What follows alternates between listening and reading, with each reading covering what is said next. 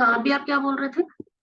अब आप ये देखो कि employ lookup table sales by store के साथ कैसे कनेक्टेड है, बताओ जरा। स्टाफ आईडी के साथ।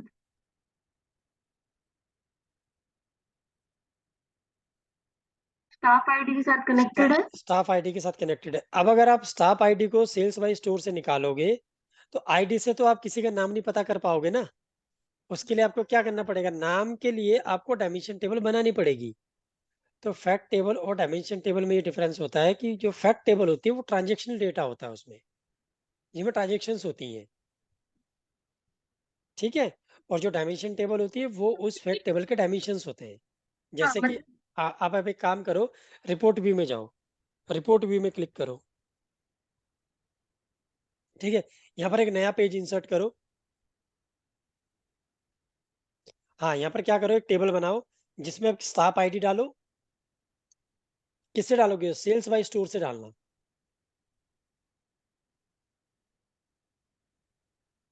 डालो स्टाफ आईडी, एस नीचे होगा, नीचे, हाँ यहाँ डालो। ठीक है। और इसके अगेंस्ट में जो है ऑर्डर डाल दो।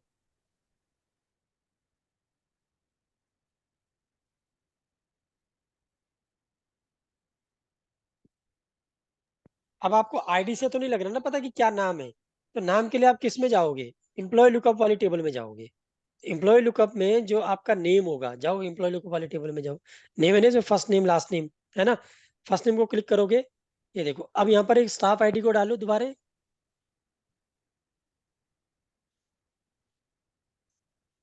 देखो आ रहा है इक्वल इक्वल, सेम है। आ रहा है करेक्ट। ना। बट द प्रॉब्लम इज कि आपने डेटा को सही से सैनिटी नहीं किया है। मैंने आपको बोला था कि इसमें और भी काम है, जैसे एम्प्लॉय लुकअप है। एम्प्लॉय लुकअप में आपके पास फर्स्ट नेम है, लास्ट नेम अलग अलग है। आपको क्या करना था, इसको कॉन्केटिनेट करके एक नाम बनाना था। ठीक है। समझ रहे हो आप मेरी बात को। तो डेटा मॉडल बनने में ना बहुत टाइम लगता है। ये कोई ऐसा नहीं है कि एक दिन में मैंने आपको दे दिया और कर दिया। अब आप एक काम करो, एम्प्लॉय लुकअप में एक न्यू कॉलम ऐड करो। राइट क्लिक करके न्यू कॉलम ऐड करो। इसमें टेबल में करना है, इधर पे करना है? अरे वहां पर कैसे होगा, विजुअलाइजेशन टेबल में कैसे होगा बताओ। नहीं नहीं हो होगा। पाएगा ना, राइट क्लिक करो। मैं दूसरी चीज सोचने लगी थी, मैं वो सोच रही थी आपने जो कल किया था, क्या दिया था वो, उसमें मैं कंफ्यूज हो गई थी। कोई बात नहीं, अभी करो ना।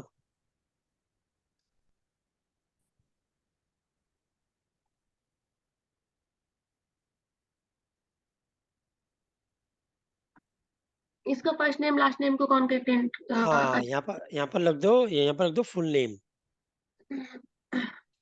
क्या हो रहा है ये ये? इसलिए हो रहा है, न्यू कॉलम पे क्लिक करो। टेबल पे क्यों क्लिक कर रहे हो भाई। नहीं, मैंने न्यू कॉलम पे क्लिक किया था। अब बैक स्पेस का बटन दबाओ। यहाँ पर लिखो full name is equal to first name concatenate करो और लास्ट नेम। इसका मेजर लिख रहे हैं क्या हम लोग? हाँ लिखो फर्स्ट नेम और लास्ट नेम कर दो, मेजर क्या है उसमें। एज इट इज लिखना पड़ेगा? अरे फर्स्ट नेम लिखो ना, फर्स्ट नेम आ तो रहा है, एम्प्लॉय फर्स्ट नेम नहीं आ रहा ऊपर, देखो सबसे पहला वाला क्या आ रहा है। हाँ, एंड परसेंट, इन्वर्टेड कॉमास। चलो ठीक है, कोई बात नहीं, ऐसा ही कर दो। लास्ट में एंटर करो। और वो एक साथ ही आ जाएगा ना, इसलिए अच्छा लगेगा देखने में। देखो ऐसे आएगा। इसमें स्पेस देना था, है ना? हाँ हाँ। हाँ, उससे पहले। अरे भैया एंड परसेंट के बाद। आपको ना समझ नहीं आ रहा है शायद। वो ना एपोस्ट्रॉफी वाला जो आपने लगाया है ना, देखो ना आप एपोस्ट्रॉफी आएगा नहीं, उससे गलत हो जाएगा आप बताओ, इसके पहले की बाद आपका। में? इन्वर्टेड कॉमा करो। मैं वही कर रही थी इसके पहले अभी। आपने भूल दिया बाद बात कर। आगे एरर, इसलिए बोल रहा था मैं आपको, अब लगा पता क्यों बोल रहा था मैं। हटाओ इसको, सारा एम्प्लॉय नेम को यहाँ से, लास्ट वाला। डिलीट करो इसको, अब लिखो यहाँ पर एम्प्लॉय लास्ट नेम। अब देखो जो एपोस्ट्रॉफी वाला आया ना एंड परसेंट के बाद, वो उसके अंदर लिख रहे थे आप। शिट। अब जब वीडियो देखना तब देखना कि मैं क्या बता रहा था आपको। अब करो हम्म। एंटर। ठीक है। अब इस वाले कॉलम को डालो अपने रिपोर्ट व्यू में। क्योंकि अब तो इस वाले कॉलम को डालो। अब आ गया पूरा नेम। करो बड़ा करो इस टेबल को, तब दिखेगा ये। आ गया। ठीक है, आ गया ना। अब आया आपके समझ में। जो स्टाफ आईडी आपने सेल्स बाय स्टोर से ली है, वो जस्ट आपको ये बता रहा है कि this is the unique ID. ठीक है, बट उसके अगेंस्ट में क्या नेम है वो आपको डायमेंशन टेबल से मिलेगा। दोबारा बताऊं या क्लियर हो गया? फैक्ट टेबल में कभी भी डुप्लीकेसी नहीं हो सकती है। नहीं हो सकती है। लेकिन जो मेरी डायमेंशन टेबल है उसमें 6 2 टाइम्स आ सकता है, करेक्ट? नहीं नहीं नहीं, आप उल्टा बोल रहे हो। फैक्ट टेबल में डुप्लीकेट हो सकता है कैसे? मान लो आपने किसी आप डिपार्टमेंटल स्टोर में गए, आपने 10 प्रोडक्ट परचेज किए, तो वो क्या करेगा, 10 रो आपके नाम की बनाएगा। तो 10 के 10 रो में श्रुति का नाम डुप्लीकेट आएगा। आएगा ना डुप्लीकेट। हम्म। आप सब आपने देखो, आप उसमें गए हो कभी डी मार्ट वगैरह में गए होंगे ना आप। जब आपने बिल देखा होगा, बिल आया होगा आपके पास कभी। अगर आपने सेम कैटेगरी के 10 प्रोडक्ट खरीदे तो 10 बार एंट्री करते हो लोग। करते हैं ना 10 बार एंट्री। फिर मेरी आईडी तो यूनिक होगी ना, मतलब नेम रिपीटेड है लेकिन आईडी तो यूनिक है मेरी, कस्टमर आईडी। आप समझे नहीं मेरी बात। वो आईडी भी तो 10 बार। बिल कैसे बनता है? बिल देखा है आपने कभी? बिल बिल बनते हुए देखा है कभी? देगा। है? ठीक ठीक है है। ना। हाँ। उस बिल में आपका नाम 10 बार आएगा, अगर हम्म आपने 10 प्रोडक्ट परचेज किए हैं। हम्म हम्म हम्म तो ट्रांजेक्शन हो रही है वहां पर। हम्म। तो जो ट्रांजेक्शन डेटा होता है वो आपका फैक्ट टेबल होता है, जो डुप्लीकेट हो सकता है। बट उसके अगेंस्ट में अगर मुझे आईडी के अगेंस्ट में नेम चाहिए होगा तो वो मेरा डायमेंशन टेबल से उठेगा। तो जो डायमेंशन टेबल में जो डेटा होता है वो हमेशा यूनिक रहता है। एक आईडी के लिए एक ही नाम होगा। ऑल्दो वो अब श्रुति है, ठीक है। श्रुति की एक आईडी मान लो 1 2 3 4 है। आप कोई भी सामान परचेज करने गए, आपने 10 आइटम खरीदे, तो आपकी आईडी 10 बार आएगी ना 10 रो में, या नहीं आएगी? आईडी। मैं आपको व्हाट्सअप करूंगा एक बिल ना, तब देखना आप कि बिल कैसे बनता है। आप लोगों ने कहीं बिल देखा नहीं होगा, सीधा पे किया होगा जाके। अब ट्रांसफर जब है एनालिसिस। क्या। बिल कई बार देखा है बट इतना एनालिसिस नहीं किया कि इतना हाँ ध्यान से हो एक एक चीज। हाँ, तो जब आप कभी अभी डिपार्टमेंटल स्टोर में या कहीं पर परचेजिंग करने के लिए जाओगे ना, तो उस बिल को ध्यान से देखना। उस बिल को ध्यान से देखना और एक ही तरीके के 4 प्रोडक्ट खरीदना। जैसे मान लो आप शैम्पू खरीदने जाते हो, तो अलग अलग कैटेगरी, अलग अलग कंपनी के शैम्पू खरीदना। देखना 4 बार एंट्री करेगा उसकी, वो एक ही बार नहीं करेगा एंट्री। तभी तो जो बार बार वो क्यूआर कोड को स्कैन करते हैं ना, बार बार इसीलिए करते हैं वो। हर बार वो एंट्री नहीं करेगा, वो 4 से मल्टीप्लाई कर देगा। ऐसा नहीं होगा, आप दोबारा देखना। हाँ, मैं सही बोल रही हूँ, करेक्ट, मुझे अभी याद आ गया। ऐसे ही होती है बिलिंग। वो 4 से मल्टीप्लाई करेगा, वो 4 बार लिखेगा नहीं उसको, वो स्कैन करेगा उसका कोड। आपने कितने आइटम लिए उसका उस प्राइस से मल्टीप्लाई कर देगा। फिर शायद आपने मेरा क्वेश्चन नहीं सुना। मैंने क्या बोला? मैंने ये बोला 4 अलग अलग कंपनी के शैम्पू खरीदना। अच्छा, अलग अलग कंपनी के, हाँ, हाँ मैंने ये हाँ, भी तो बोला साथ में। हाँ, तो डिफरेंट होगा अब इस। कैटेगरी तो एक ही होगी ना।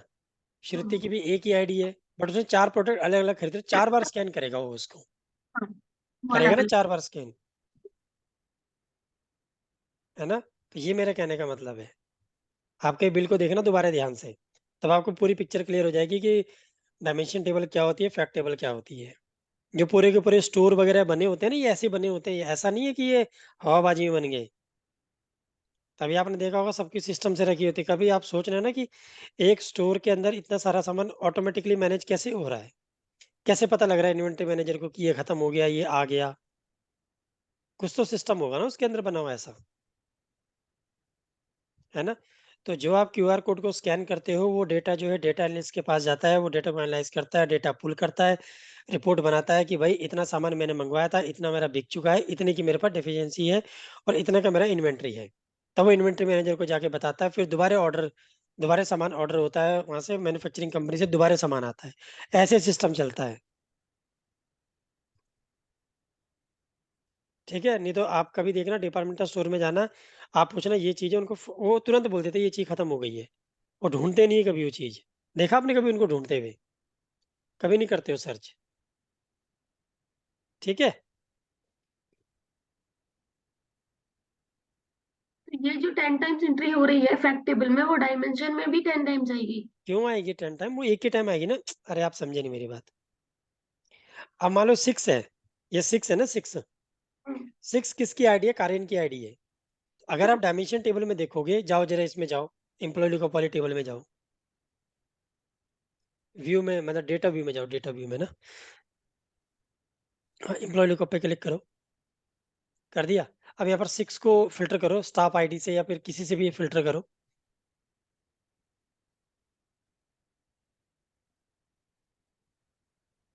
कितने नाम आ रहे हैं? एक ही नाम आ रहा है ना। अब आप अब आप इसमें जाओ, फैक्ट टेबल में जाओ, सेल्स बाय स्टोर में जाओ।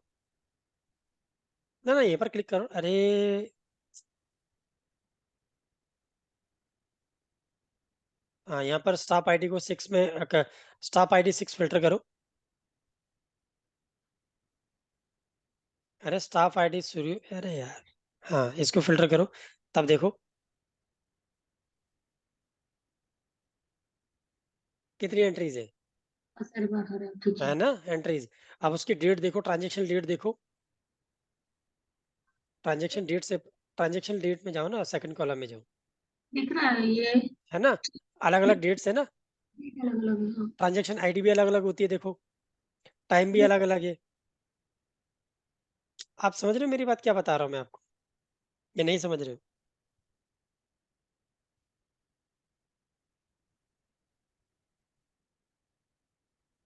तो इसको कहते हैं बॉस, डेटा को थोड़ा सा एनालाइज करना। इसलिए मैंने आपको बोला था कि इस डेटा को थोड़ा एनालाइज करना, क्योंकि वो जो पहले वाला डेटा था उसके ऊपर आपने बहुत काम किया, वो आपको याद ही हो गया होगा। ठीक है, तो ये नया डेटा है।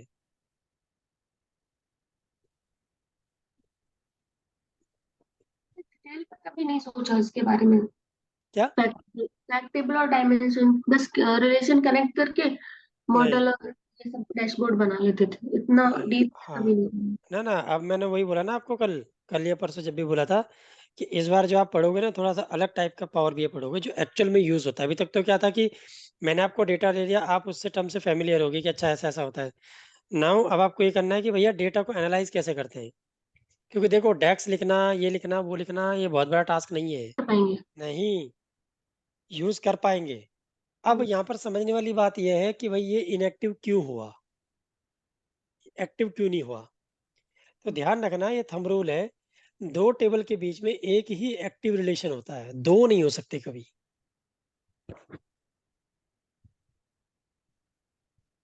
ठीक है, दोबारा बताऊं? हाँ, तो दो है, ये भी एक्टिव है, ठीक है, और ये वाला भी एक्टिव है, देखो। अरे भैया,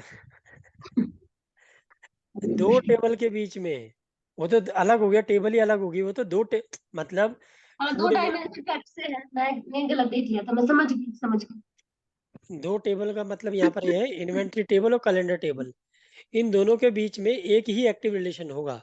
अगर आप एक से ज्यादा बनाने का ट्राई करोगे तो इनएक्टिव में आ जाएगा।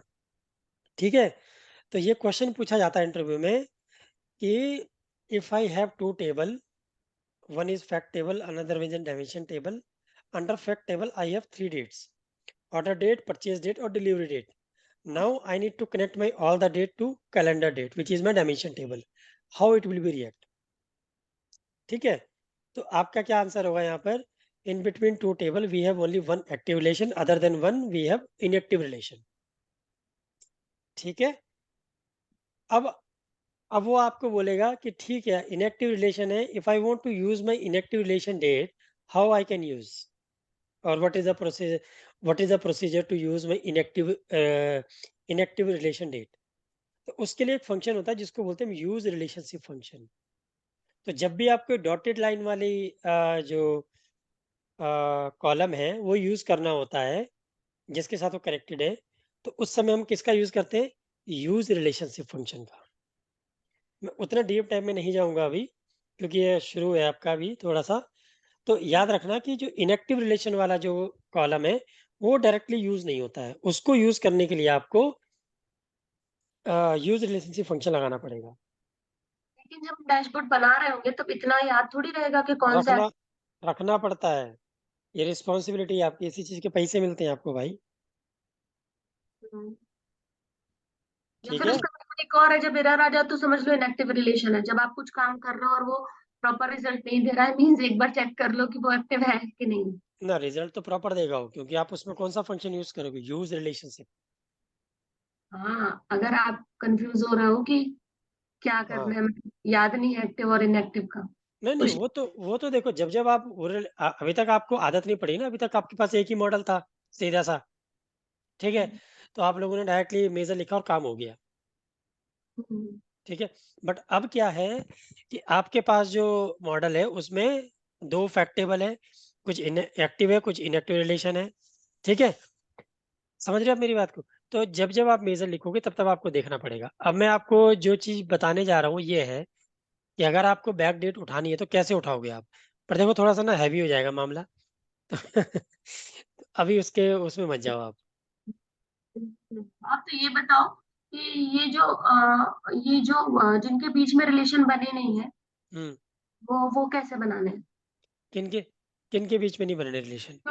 क्वांटिटी सोल्ड और क्वांटिटी स्टार्ट ऑफ डे है, इसका भी तो हमें मैनेज रिलेशन करना पड़ेगा ना। क्यों? तो फिर इसके डेटा को यूज कैसे करेंगे अगर वो कनेक्ट नहीं होगा तो, फैक्ट के साथ में। कौन से डेटा को बताओ जरा, आप कौन कौन से मैं टेबल ये के ऊपर टू क्लिक कॉलम करें? की बात कर रही हूँ, मैं पर्टिकुलर ये टू कॉलम की बात, ये जो ये है ना, इनका रिलेशन नहीं बना है क्योंकि इसमें कोई डेट नहीं है, कोई आईडी नहीं है। किसके साथ बनाना चाहते हो आप इसका रिलेशन, ये बताओ आप मुझे। किस मैं टेबल के साथ बनाना डायमेंशन चाहते हो? टेबल के साथ बनाना चाहती हूँ, ये फैक्ट है ना। मैं चाहती हूँ इसका रिलेशन डायमेंशन के साथ बन जाए। कौन सी डायमेंशन आपके पास? 5 डायमेंशन है, कौन सी डायमेंशन? मैं करना चाहती थी लेकिन मुझे मिल नहीं रहा है ना, ये दो क्वांटिटी वाला कॉलम और ये। अरे भैया, आप तो ये बोल रहे हो कि मुझे कहीं जाना था। अब मैं आपसे पूछ रहा कहाँ जाना था, बोला मुझे पता ही नहीं कहाँ जाना था। तो मुझे बताओ ना कौन सी टेबल के साथ बनाना है आपको रिलेशन, ठीक मैं है, बोला बताऊंगा। पहले आपने ये बोला था ना कि रिलेशन अगर नहीं बनता है तो हर उसका फैक्ट का रिलेशन हमें बिल्ड करना पड़ता है, कैसे भी करें। मैं हाँ उस ठीक है। पॉइंट की बात करूँ। ठीक है, तो आप एक एक करके चेक करो। पहले आप कस्टमर लुकअप का चेक करो कि क्या वो फूड इन्वेंट्री के साथ कनेक्टेड है। देखो, हम्म, देख रही हूँ, हाँ। नहीं है। नहीं है। अब आप देखो कि कस्टमर लुकअप में कौन सा की है, क्या वो की आपका यहाँ पर है, क्या नाम इसका, फूड इन्वेंट्री में है? देख रहा हूँ, प्रोडक्ट आईडी कौन। नहीं, नहीं है। नहीं है तो रहने तो, जब आईडी नहीं है तो फिर तो आप कुछ कर ही नहीं सकते हो। अब आओ दूसरे वाली टेबल पे, एम्प्लॉय लुकअप में आओ। एम्प्लॉय लुकअप में क्या वो चीज है, मतलब कोई वो आईडी है जो आपकी इसमें है, क्या नाम इसका, फूड इन्वेंट्री वाली में है?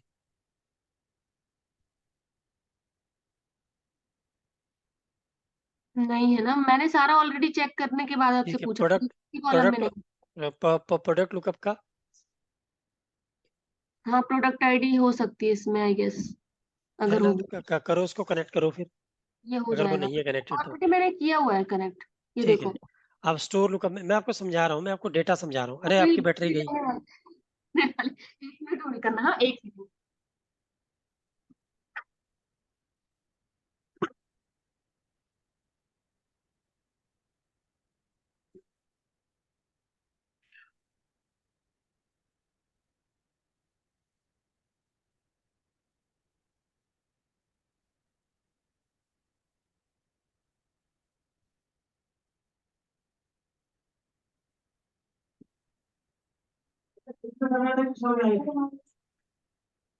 दीदी आप अभी कर दो।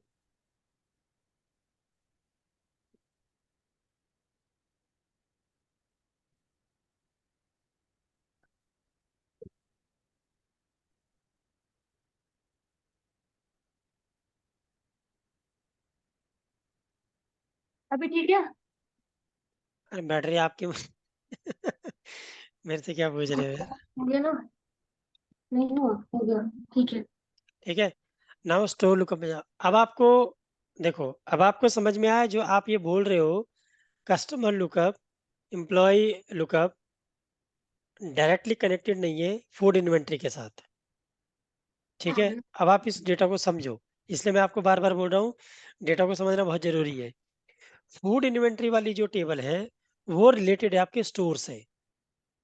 और स्टोर देखो, आप सामान लेने कहाँ जाते हो? गोदाम में जाते हो कि डिपार्टमेंटल स्टोर में जाते हो? इन्वेंट्री कहाँ रखी होती है? गोडाउन में रखी होती है ना? दुकान में तो नहीं रखी होती है इन्वेंट्री। आप समझ रहे हो मेरी बात को? क्लियर हुआ आप दोनों को या नहीं हुआ बस? जी। हम्म।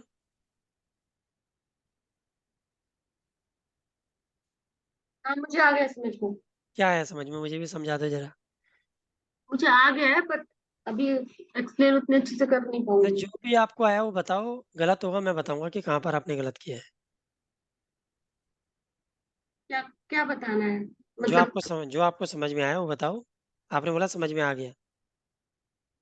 हाँ, मतलब फैक्ट टेबल जो होती है ना, वो वो मतलब छोड़ दो। वो छोड़ दो, आप मुझे ये बताओ कि कस्टमर लुकअप और एम्प्लॉय लुकअप फूड इन्वेंटरी के साथ कनेक्टेड क्यों नहीं है? ये बताओ आप मुझे बस। तो कोई डायरेक्ट रिलेशन है नहीं फूड इन्वेंटरी के साथ में, इसलिए वो कनेक्ट नहीं हो सकता। नहीं, क्या होना चाहिए? यस और नो?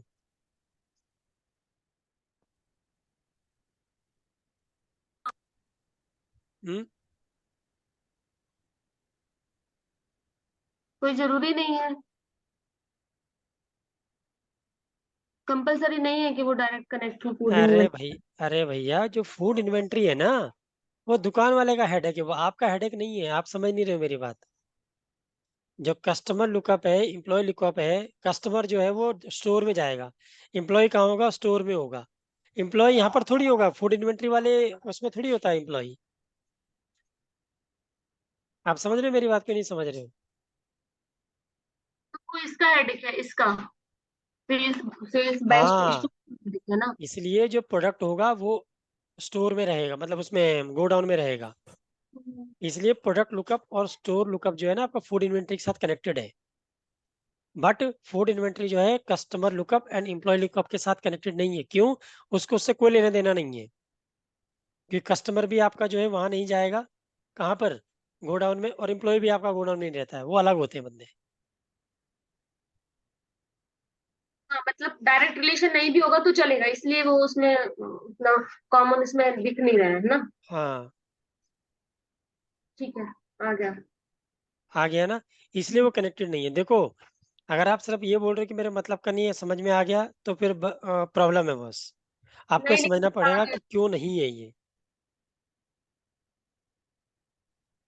पहले ठीक है। मॉडल को इतना किया नहीं ना हमने डिस्कस, तो उतना अरे पता नहीं। कोई कोई बात नहीं। मैंने आपको क्या बोला था इस बार, कि इस बार जो क्लास होगी ना, थोड़ा नेक्स्ट लेवल वाली होगी।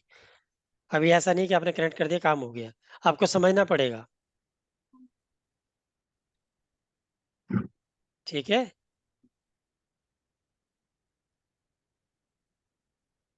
हाँ, ठीक ये है। आपको समझना पड़ेगा। मेन वाइल मैं क्या करता हूँ, इसको रिकॉर्डिंग बंद करके